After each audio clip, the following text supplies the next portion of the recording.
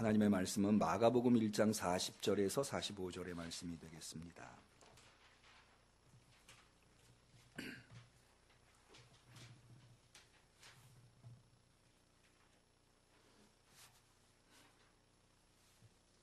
사모하는 마음으로 주 앞에 나온 우리 성도님들에게 하나님께서 주신 소중한 하나님의 말씀인 줄로 믿고 우리 정성껏 하나님의 말씀을 소리내서 같이 받들어 읽도록 하겠습니다. 한 나병 환자가 예수께 와서 꿇어 엎드려 간구하여 이르되 원하시면 저를 깨끗하게 하실 수 있나이다. 예수께서 불쌍히 여기사 손을 내밀어 그에게 대시며 이르시되 내가 원하노니 깨끗함을 받으라 하시니 곧 나병이 그 사람에게서 떠나가고 깨끗하여 진지라. 곧 보내시며 엄히 경고하사 이르시되 삼가 아무에게 아무 말도 하지 말고 가서 내 몸을 제사장에게 보이고 내가 깨끗하게 되었으니 모세가 명한 것을 드려 그들에게 입증하라 하셨더라. 그러나 그 사람이 나가서 이 일을 많이 전파하여 널리 퍼지게 하니 그러므로 예수께서 다시는 드러나게 동네에 들어가지 못하시고 오직 바깥 한적한 곳에 계셨으나 사방에서 사람들이 그에게로 나오더라. 아멘. 우리가 같이 받들어 읽은 마가복음 1장 40절 45절은 사실 복음서에서 흔히 발견해 볼 수 있는 예수님께서 이 나병 환자를 치료하신 치유 기적 이야기입니다. 그러나 이 본문의 말씀을 좀 면밀히 들여다보면 예사롭지 않은 의미들을 발견해 볼 수 있습니다. 그게 뭐냐 하면 이 사람이 나병 환자, 여기 주보에 실어놓은 본문은 아마도 개역 개정판 성경을 실어놓은 듯해요. 예전에 우리가 사용했었던 개역 한글판에는 문둥병자라고 되어 있습니다. 그러니까 이 문둥병자가 예수님께 와서 자신을 치료해달라고 요청하고 있는 내용이에요. 근데 왜 이것이 예사롭지 않은가 하면 여러분 이 문둥병이라고 하는 병은 이스라엘에게서 특별히 모세오경에 규정한 바 아주 부정한 병으로서 이 사람들은 심지어 가족들조차도 함께 지낼 수 없는, 그래서 따로 분리되어서 살아야만 하는 그런 부류의 사람들입니다. 지금은 없어졌다고 하지만 1945년에 헌법이 제정되면서 49년에 헌법이 제정되면서 인도에서 카스트 제도의 제일 아래 단계에 있는 불가촉 천민이라고 하는 사람들이 있었는데 지금은 그게 인도에서도 불법이라고 하더라고요. 그렇지만 사회적으로는 여전히 이 불가촉 천민이 남아있다고 합니다. 유대인들에게 이 문둥병 환자들은 인도의 불가촉 천민처럼 절대로 접촉해서는 안 되는 그런 사람들로 분류되어 있습니다. 그래서 레위기 13장 45절에 보면 이 문둥병 환자들이 자신의 자신을 어떻게 처신해야 하는가에 대해서 규정하고 있는데 이렇게 규정하고 있어요. 문둥 환자는 옷을 찢고 머리를 풀며 윗입술을 가리고 외치기를 부정하다 할 것이요.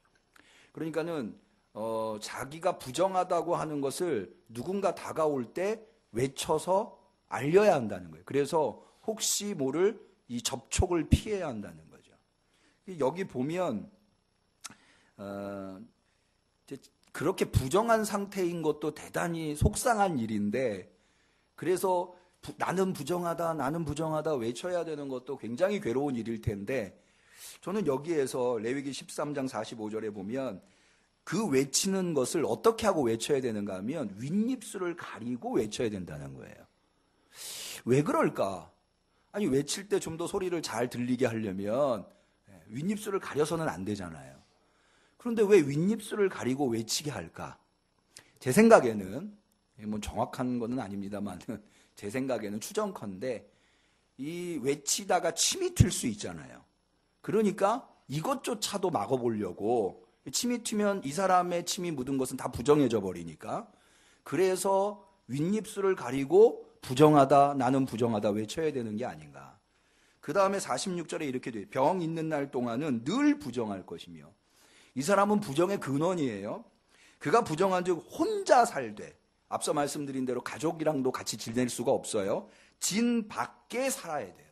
진이라고 하는 것은 이스라엘 사람들이 광야 생활을 할 때에 이제 그 광야에서 어떤 지역에 정착할 때 보면 이 가운데 성소가 있고요. 그 다음에 12지파가 3지파씩 동서남북으로 둘러싸여 있습니다. 성소를 중심으로 해서.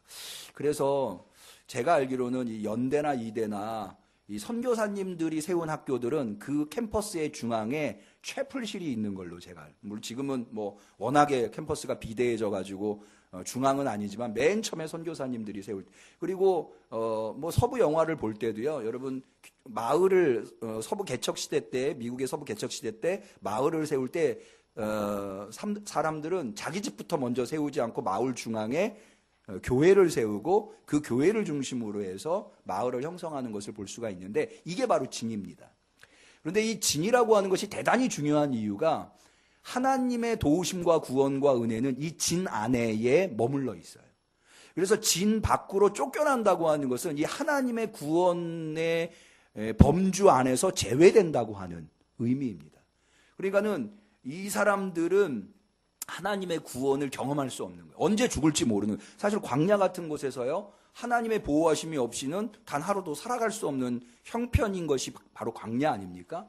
그런데 이 문둥병자들은 진 밖에 있어야 돼요. 가족으로부터 분리돼서 혼자서. 그래서 여러분 배너 같은 경우 보시면은요, 이 문둥병 환자들이 따로 모여서 지내는 것을 볼 수가 있죠. 10명의 문둥병 환자들 중에는 사마리아 문둥병 환자들과 이 유대 문둥병 환자들이 같이 섞여 있을 수 있는 이유도요, 바로 이 사람들이 공동체로부터 쫓겨나 있기 때문에 이게 가능한 일이라고 볼 수가 있습니다.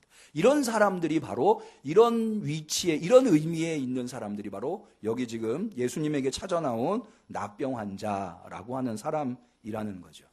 그러니까는 이 사람이 예수님, 지금 오늘 본문에 보면 예수님이 이 사람을 찾아온 게 아니에요. 이 사람이 예수님을 찾아왔어요.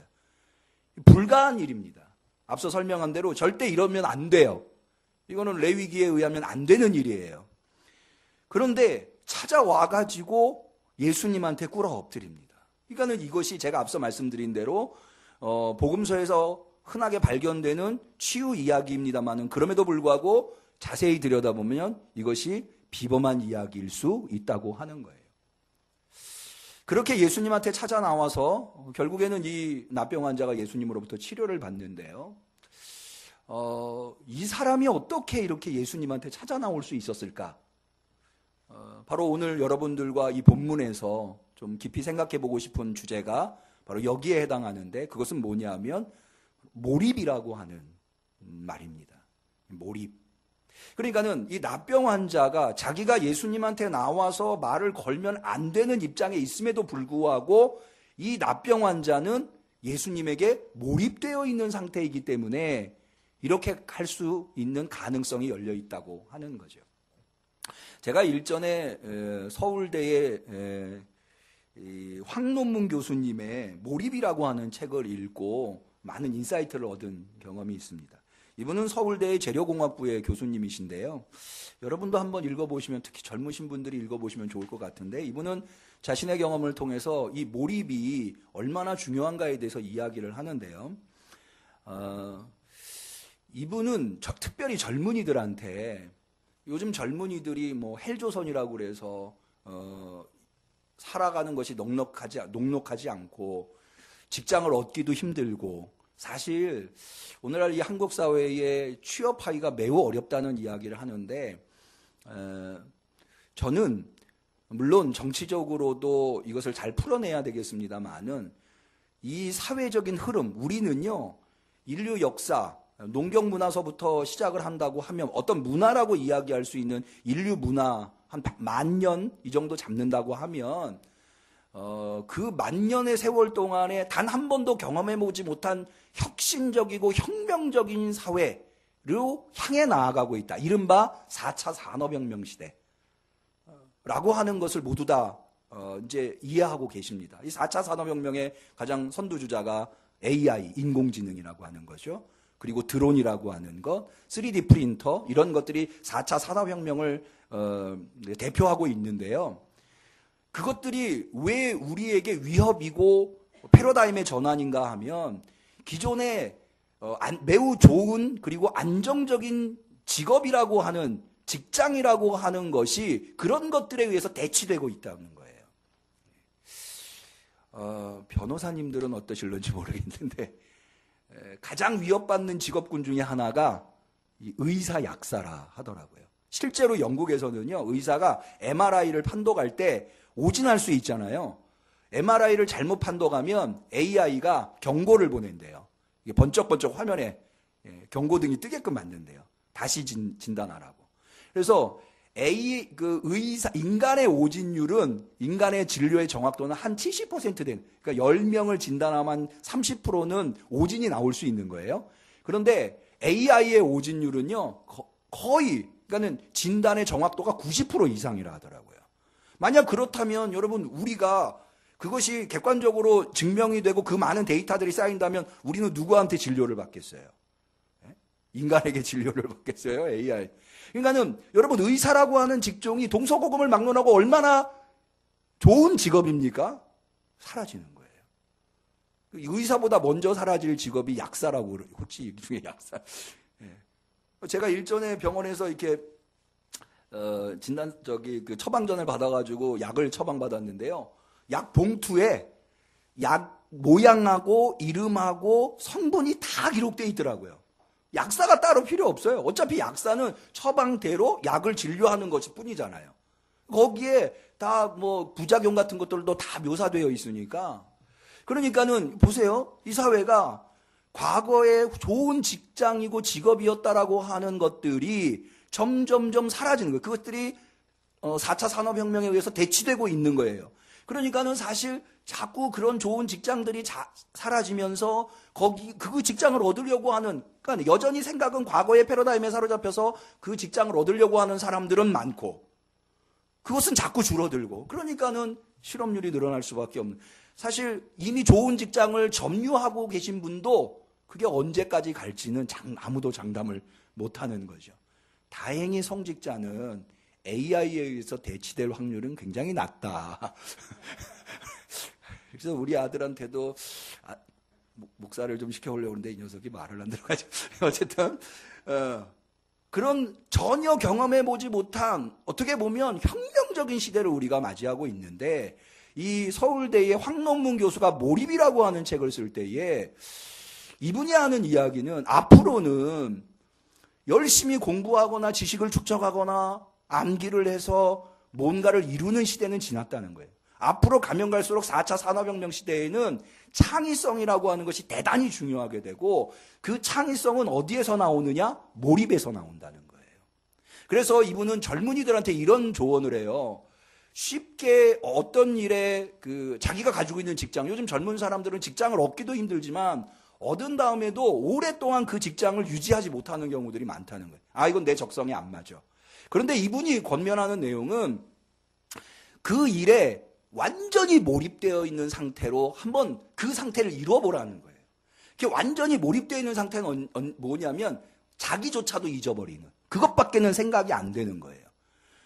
그렇게 한 달을 노력을 해서 그 상태가 됐는데도 불구하고 거기에서 행복감을 느끼지 못한다. 이분은 자신의 경험에 의해서 완전히 몰입되지 않습니까? 그러면은 거기에서 자신이 생각하지 못한 어떤 대단한 창의성, 여러분, 우리가 뭔가를 깨달을 때요, 그 깨달음에는 두 종류의 깨달음이 있어요. 그게 뭐냐 하면, 첫 번째는 내가 전혀 모르는 것을 누군가 밖에서 저한테 알려주는 거예요. 아웃사이트, 밖에 있는 어떤 것을 내가 듣고 깨닫는 것, 누군가 가르쳐줘서. 근데 누가 가르쳐주지 않고 전혀 내 안에서 거기에 몰입되어 있을 때 내가 전에는 생각하지도 못했었던 것을 생각해내는, 이른바 인사이트, 직관이라고 하는 것으로 깨닫는 경우가 많다는 거예요. 근데 사실은 우리 인생에서 너무너무 중요한 것은 아웃사이트, 누군가 밖에서 가르쳐주는 것보다 인사이트, 내 안에서 깨달아지는 것.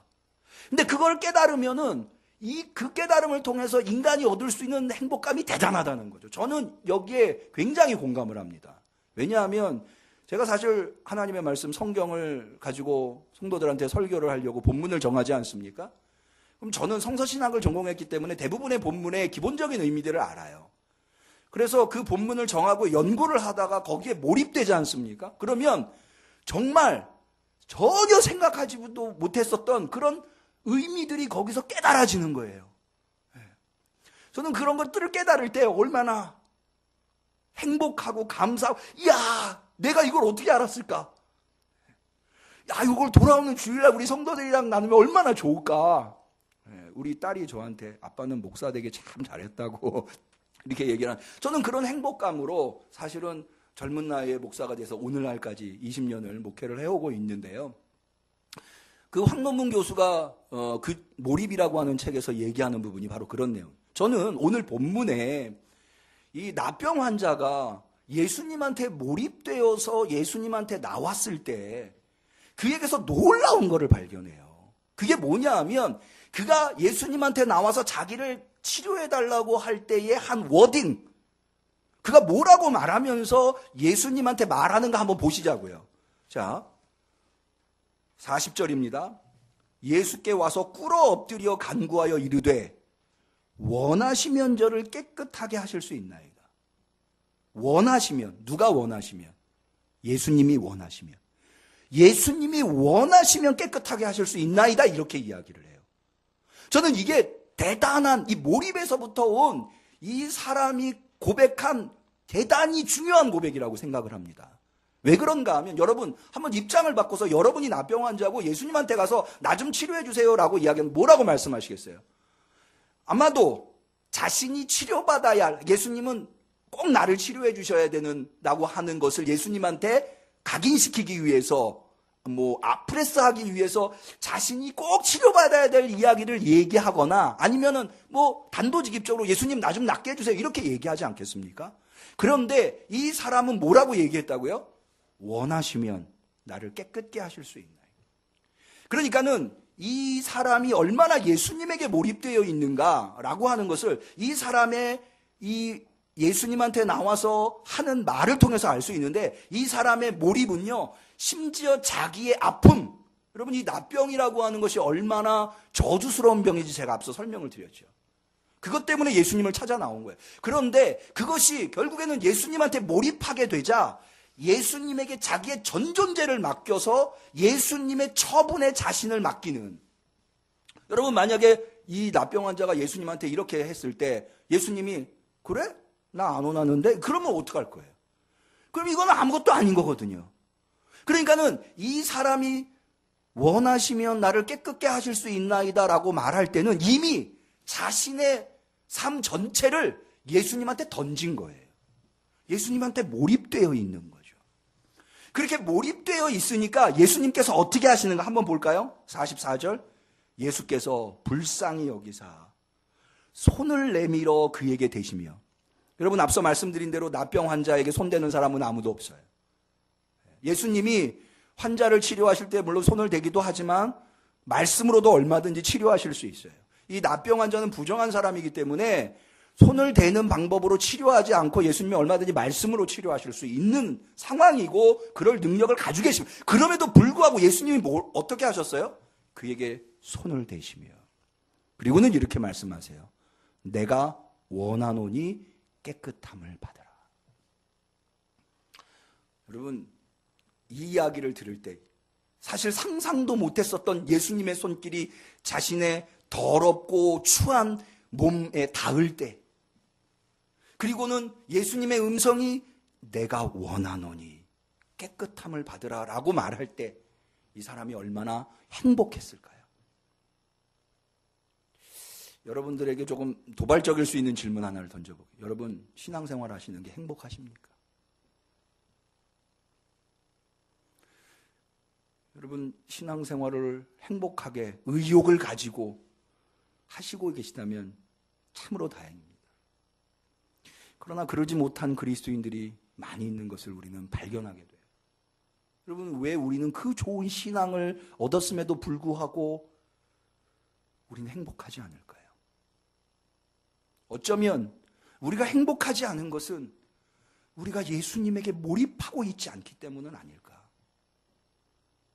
저는 오늘날 예배가 점점 더 화려해지고 좋은 건물을 추구하고 많은 사람들이 모여 있는 것, 물론 그런 거 소중하죠.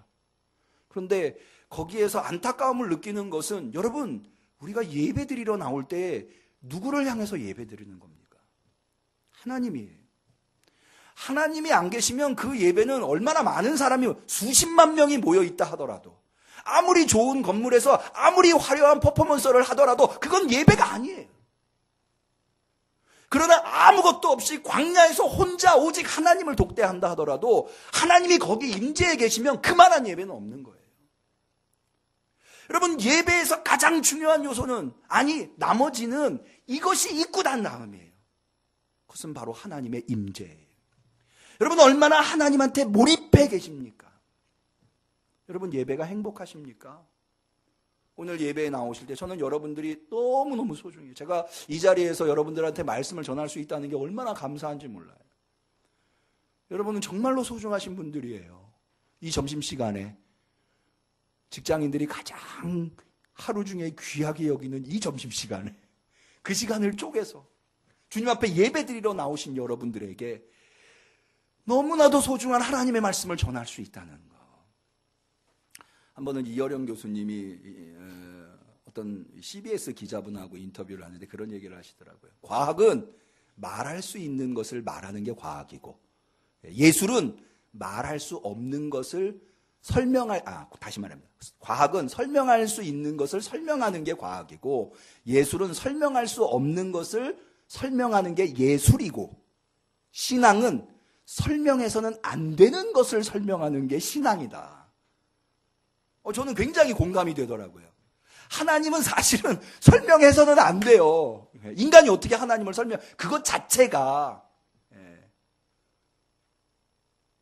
하나님한테 경망스러운 것일 수 있어요. 그런데요, 거기에 대단한 흥미가 느껴지지 않아요? 뭐 하지 말라면 우리 되게 하고 싶잖아요. 여러분, 하나님한테 몰입할 수 있다는 거, 그리고 그렇게 몰입되어 있는 여러분들한테 하나님을 전할 수 있다고 하는 이 시간, 제가 이 시간에 여러분들한테 그 하나님을 전할 수 있다는 게 얼마나 감사하고 감격인지 저는. 그런데요, 많은 신앙인들이 예배 가운데 하나님한테 몰입하지 못해요. 여러분, 다른 사람이 뭘 입고 오고 얼마나 모여 있고 어떤 퍼포먼스가 있는지는 그리 중요한 게 아니에요. 내가 하나님한테 몰입되어 있다면, 여러분, 이 황론문 교수가 한 얘기 중에 아주 의미심장한 말이 있어요. 그게 뭐냐면, 일에 몰입하지 말고 생각에 몰입해라. 어떤 생각에 몰입하라. 저는 그것을 빗대어서 이렇게 말씀드리고 싶어요. 여러분, 예배에 몰입하지 마시고 하나님에게 몰입하세요. 순서가 뭔지, 누가 어떤 퍼포먼스를 하는지가 아니라 그 순서를 통해서 하나님한테 몰입하는 거예요. 하나님이 나한테 지금 원하시는 게 뭘까? 그렇게 하나님에게 몰입할 수 있다면 여러분의 예배는 그 어떤 것보다도 가치 있는 하나님을 만나는 예배가 되는 거예요. 그러면은 거기에서부터 신앙의 행복감이 찾아오고 만족감이 찾아옵니다. 이 몰입을 위해서 한 가지 더 권면의 말씀을 드리자면, 여러분, 오늘 본문에서 예수님께서 이렇게 내가 원하노니 깨끗함을 받으라 하시고는 치료를 해주세요.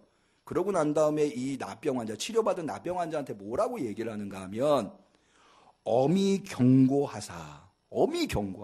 그렇게 나병 환자를 사랑해서 손을 대시면서까지 치료해 주셨던 예수님이 엄히 경고하사 뭐라고 얘기하세요? 이르시되 삼가 아무에게도 아무 말도 하지 말아라. 너가 지금 나한테 치료받았다고 하는 것을 다른 사람한테 말하지 말아라 라고 얘기를 하세요. 왜 그럴까요?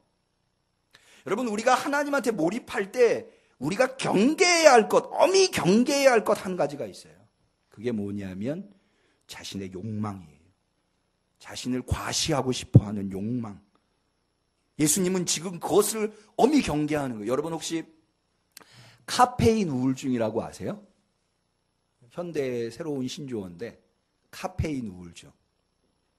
저는 이 말을 제일 처음에 들었을 때 카페인 우울증 하니까 커피를 못 마시면 우울해지는, 커피를 너무 좋아해서 커피를 못 마시면 우울해지는 것을 현대인들한테 카페인 우울증이라고 하나 보다 생각했는데 그게 아니더라고요. 이 카페인 우울증은 카카오 스토리, 페이스북, 인스타그램, 이거 보면서 우울감을 느끼는 거. 거기 보면 나만 제외하고 다 행복한 것 같아. 나만 해외여행 못 가고 나만 맛있는 거 못 먹고 그거 보면서 우울해지는 거예요. 그 카카오 스토리, 페이스북, 인스타그램에 수많은 과시욕들이 거기에서 놀아나고 있는 거예요. 여러분, 이 자기를 과시하고 싶은 이 욕망, 이것을 절제하지 않으면 우리는 예수님한테 몰입할 수 없어요. 예수님이 가신 길이 어떤 길이에요? 십자가의 길이에요. 십자가는 자기를 과시하는 게 아니에요. 뭔가 조금만이라도 남들보다 나은 게 있다고 하면 과시하고 싶어하는 현대인들. 그래서 우리는 어쩌면 예수님한테 몰입하지 못하고 있는지 몰라요. 그래서 끊임없이 불행하고 끊임없이 우울하고. 여러분, 예수님한테 몰입하되 자신의 과신하고 싶은 욕망을 버리실 수 있기를 축원합니다. 한 가지만 더 말씀드릴게요.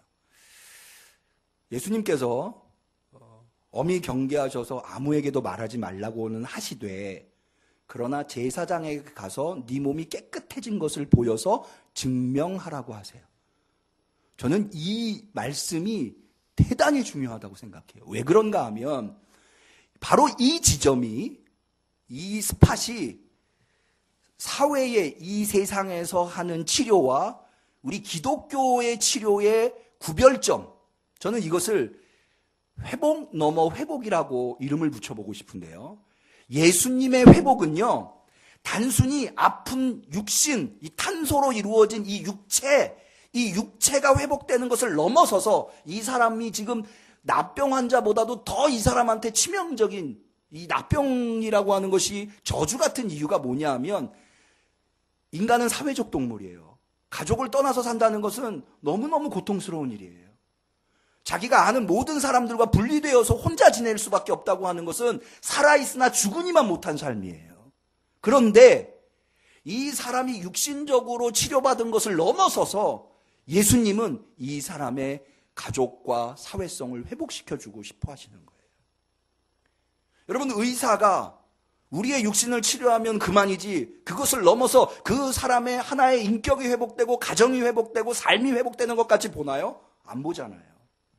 제가 왜 이것을 이야기하는가 하면, 제가 은평교회에서 전도사로 있을 때 우리 부서에 젊은 여자 교사 한 분이 어디를 갔는지 가서 좀 이상하게 됐나 봐요. 전화가 왔어요.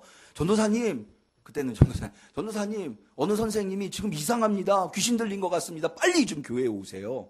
그래서 제가 가봤어요. 그랬더니 왜 이제 교회마다 영빨 좀 있는 권사님들이 있으시잖아요.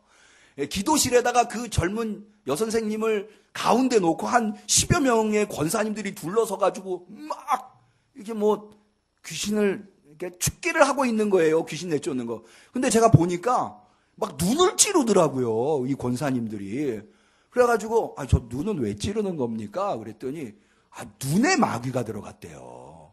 그래서 눈을 찌르는 거래요. 그래서 제가 보니까 막 이 젊은 여자 선생님이 눈이 좀 휘둥 이렇게 좀 됐더라고요. 그런데 막 거기서 자기는 막 찬송 부르고 막 주기도문 하고 이러고 있더라고요. 제가 그래서 그 부모님들을 따로 불러가지고 빨리 병원 데리고 가시라고. 지금 뭐 하는 거냐고, 여기서. 제가 그렇게 얘기를 했어요. 조용히. 왜냐면은 그런 걸 크게 얘기하면 영역 없는 전도사로 이렇게 빨리 병원 데려가셔. 저는요, 지금도 같은 생각이에요. 아니, 신앙을 떠나서 이성적으로 생각해 봐도, 여러분, 교회에서 치료 안 돼가지고 병원 가서 나았다 그러면 얼마나 창피해요, 이게. 근데 일단 병원에 가서 했는데, 제가 귀신 들림이 없다는 건 아니에요. 귀신 들림이 있어요. 그런데 사실은 우리가 생각하는 것처럼 귀신 들림이 그렇게 흔하지는 않아요. 제가 MDB 석사 논문이 마가복음의 축기 이야기예요. 그래서 귀신에 대해서 좀 연구했어요. 나중에 좀 귀신 들림에 대해서 알고 싶은 분은 학문적으로 알고 저한테 여쭤보세요. 그런데 병원 가서 치료가 안 됐는데 교회나 기도원에 가서 치료가 됐다면 이건 좀, 그러니까 먼저 병원을 가야 되는 거예요. 어쨌든 병원 빨리 모시고 가라. 결국 그 가정 어떻게 됐는지 교회 다 떠났어요. 자기가 젊은 아가씨가 귀신 들렸다는데 아무리 정상이 됐다 하더라도 그 사람이랑 접촉하고 싶은 사람이 있겠어요? 자기 딸이 여러분, 이거는요, 육신이 나와도 사회적으로 완전히 매장되는 거예요. 이건 하나님의 뜻이 아니고 예수님의 치료 방법이 아니에요. 어쩌면 육신을 치료하는 것은 너무나 쉬운 일을런지 몰라요. 사회적으로 회복되고 인격적으로 회복되고 삶이 회복되는 것은. 어쩌면 우리 그리스도인들이 정말로 관심을 가져야 될 것은 바로 이것. 삶이 회복되고 관계가 회복되고 이것이 정말로 중요한 치료일런지 몰라요. 그건 사회가 해줄 수 없어요. 누가 해야 돼요? 우리 그리스도인들이 나서서 해줘야 돼요. 그러므로 누구도 함부로 이야기해서는 안 돼요. 어느 사람에 대해서 함부로 말해서는 안 돼요. 이것이 바로 예수님의 인간이 따라올 수 없는 하나님의 치료하심이에요. 바로 그 치료하심을 입은 사람들이 우리고요. 그래서 하늘 소망을 바라보게 된 겁니다. 다시 한번 말씀을 정리합니다. 여러분, 저는 간절히 이 소중한 여러분들이 신앙의 행복감을 느끼실 수 있으셨으면 좋겠어요. 의욕이 넘치고 매일매일 기쁨으로 내가 매일 기쁘게 순례의 행하면, 그러려면요, 예수님한테 한번 몰입해 보세요. 특별히 예배 시간에 하나님한테 몰입해요. 다른 거 쳐다보고. 이게 쉽지 않아요. 저도요, 지금 몇 분이 일어나서 나가셨는데 순간 몰입이 안 돼요. 저분은 왜 가셨을까? 내 설교가 듣기 싫으셨을까? 근데요, 그러면 안 돼요. 계속해서 주님한테. 그래서 꼭 하나님의 은혜가 넘치는 우리 성도님들이 되시기를 축원합니다.